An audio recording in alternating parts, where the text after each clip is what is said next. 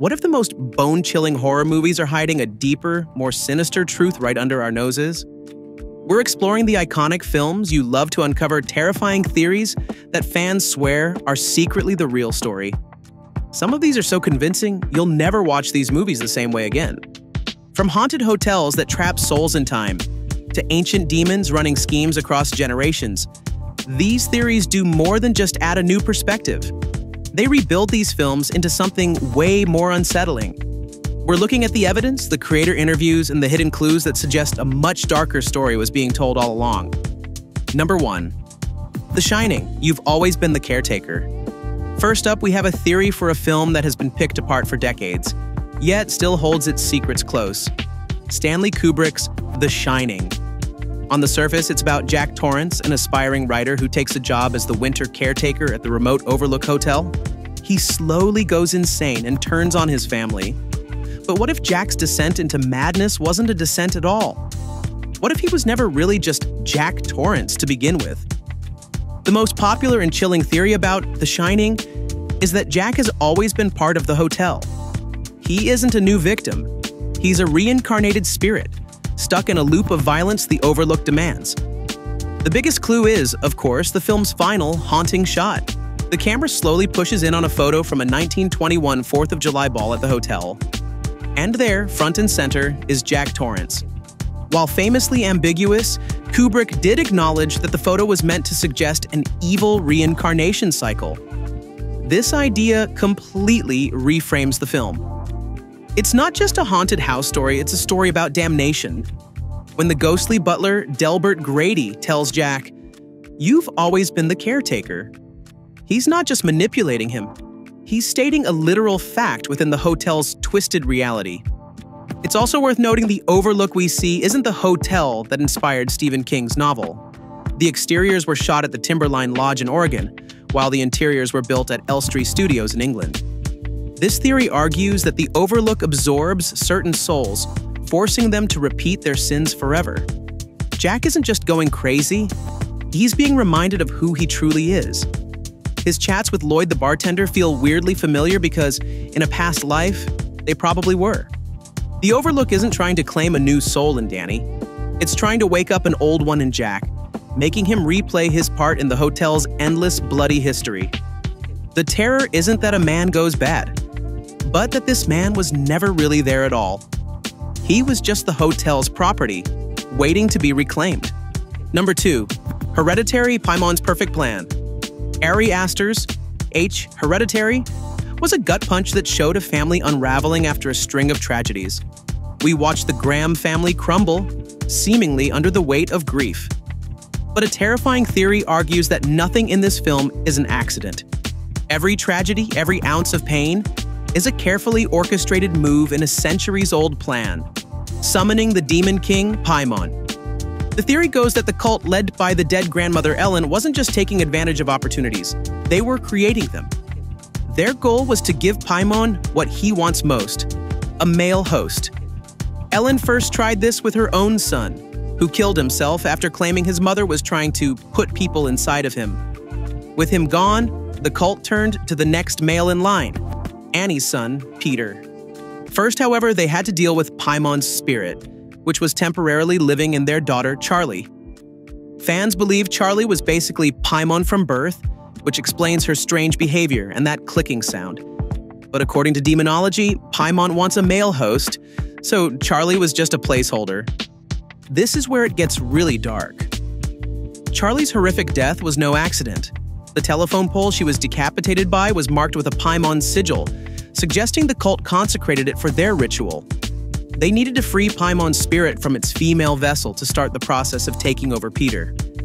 The nut allergy, the party, Peter being forced to take her, it was all a setup. From there, every event is just the cult weakening Peter's will. The seance was a trick to get Annie to welcome the demon into her home. The ghostly visions weren't random. They were targeted attacks to break Peter's spirit until he was an empty shell, ready for possession. When Peter finally jumps from the window and Paimon enters his body, it's not chaos. It's the successful end of a generations-long conspiracy. The family's grief wasn't the monster. It was just the tool used to carve a path for it. Part 3. Get Out. The Science of the Sunken Place. Jordan Peele's Get Out is a modern classic of social horror, but the mechanics of its most famous concept, the sunken place, are a little fuzzy. Chris Washington is hypnotized by his girlfriend's mom, Missy, and finds himself falling into a dark void, paralyzed while his consciousness is a helpless spectator.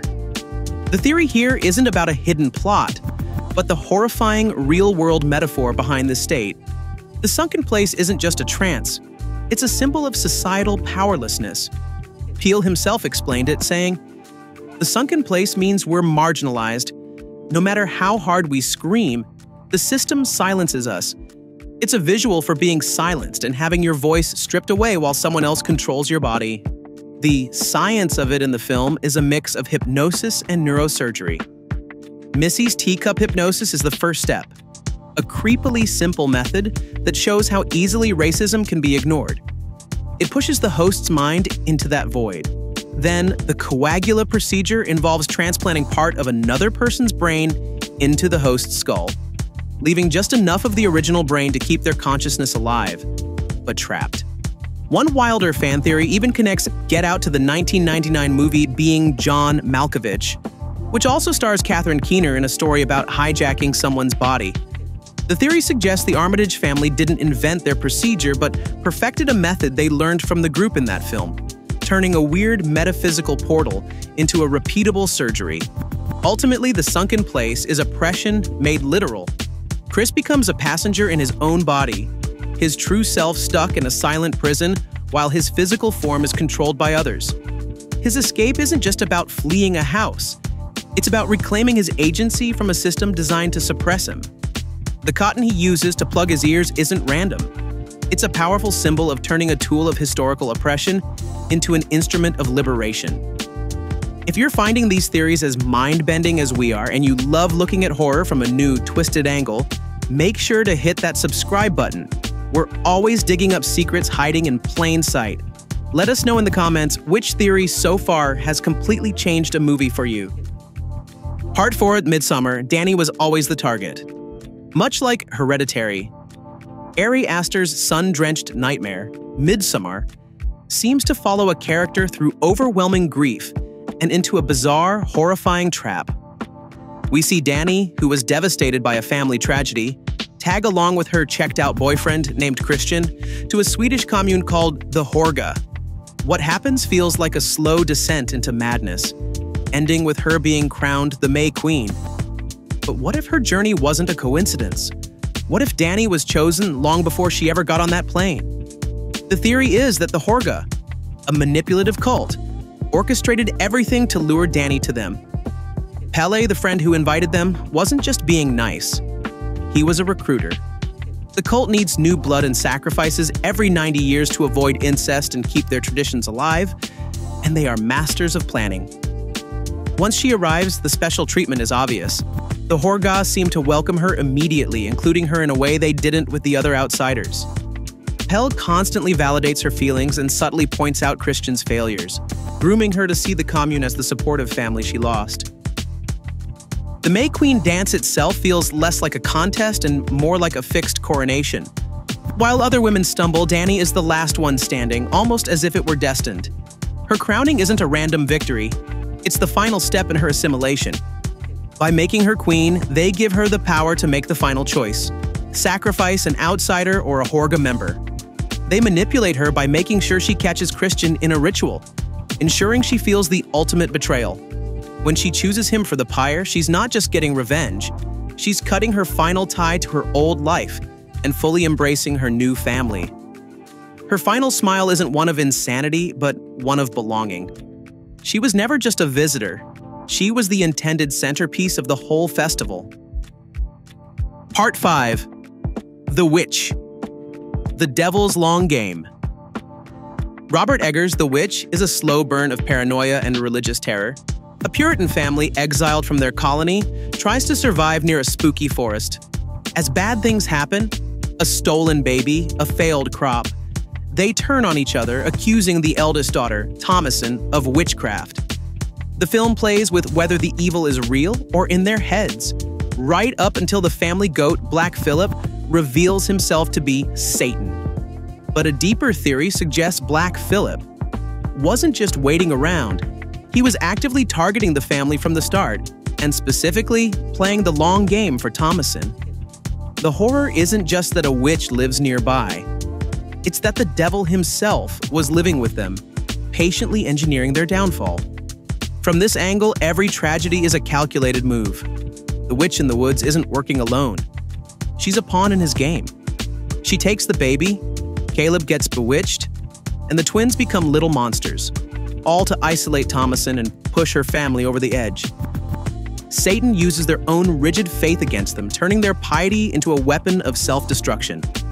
The key to this theory is why Thomasin is the target. Early on, Thomasin privately confesses her sins to God, aware of her own impurity by Puritan standards. The theory suggests Satan heard this prayer instead of God. He saw a devout soul that would be incredibly satisfying to corrupt. The rest of the family are easy targets. The father is full of pride, the mother lost in grief. But Thomasin is trying to be good, which makes her the ultimate prize. Black Phillip as Satan orchestrates the family's total collapse. He gores the father, the mother attacks Thomasin, and in the end, she's left with nothing and no one. Only then does Black Phillip speak to her, tempting her with everything she secretly wanted. The taste of butter, a pretty dress. He asks, "Wouldst thou like to live deliciously?" Her acceptance isn't a sudden turn to evil, but the final winning move in a spiritual chess match the devil was playing all along. Number 6, Smile, the entity's true nature. The 2022 hit Smile gave us a uniquely terrifying villain. A curse that passes from person to person through witnessed trauma. Once you're infected, you're haunted by horrifying visions and a sinister, smiling presence. This lasts for about a week before you're driven to a gruesome, smiling death in front of a new witness, continuing the chain. But the movie leaves a huge question. What is this thing? While the film never says for sure, the most compelling fan theory is that the Smile entity is a thought form or psychic parasite that feeds on trauma. It's not a ghost or a demon in the traditional sense, but something ancient that has existed as long as humans have been hurting each other. This theory explains its methods perfectly. It doesn't need to possess a body for long. It just needs to worm its way into a host's mind. Its power comes from exploiting trauma that's already there. For the main character, Rose, her unresolved grief over her mother's death is the entity's main weapon. It doesn't create fear from nothing. It finds the cracks in your psyche and pries them open until you break. The entity's goal seems to be to feed and to spread. It feeds on the fear and despair of its host. The smiles it forces on people aren't just creepy. They're a mockery of human joy, twisting it into a mask of terror. This psychological torture weakens the host until, for its final act, it takes full control to ensure its own survival. It forces the host to perform a shocking act of violence in front of someone new, infecting them and starting the cycle all over again. The entity isn't just a monster. It's the literal embodiment of trauma itself, a relentless, self-perpetuating cycle of pain. Number 7, Talk to Me, Breaking the Rules of the Hand. The Australian horror hit Talk to Me gave us one of the most original cursed objects in recent memory, an embalmed hand that lets teenagers talk to the dead. The rules are simple. Light a candle, hold the hand, say, "Talk to me," and then, "I let you in." But there's one critical rule. Don't stay possessed for more than 90 seconds. If you do, the spirits might want to stay. The most terrifying theory about this film is that the main character, Mia, broke this rule on her very first try and was doomed from that moment. On the surface, it looks like the real horror starts when young Riley is possessed for too long and brutally hurts himself. But this theory argues Mia was already compromised. During her first possession, she clearly loves the rush and stays under for more than 90 seconds. From that point on, a spirit has latched onto her, and everything she experiences is a calculated manipulation by the dead. This entity, which later pretends to be her dead mother, is what drives the whole plot. It preys on her grief, whispering lies to isolate her from her friends. The spirit tells her that her mother's death wasn't a suicide, directly contradicting a note her father has.